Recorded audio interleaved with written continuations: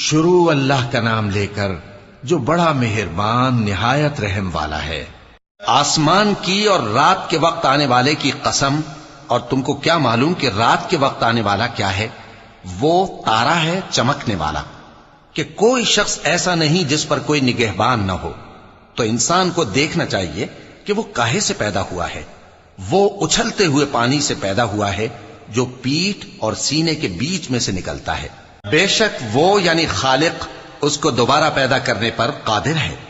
جس دن دلوں کے بھید جانچے جائیں گے تو انسان کی کچھ پیش نہ چل سکے گی اور نہ کوئی اس کا مددگار ہوگا۔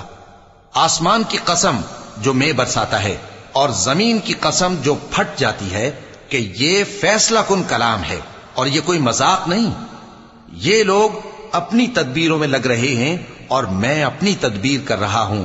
تو اے نبی صلی اللہ علیہ وسلم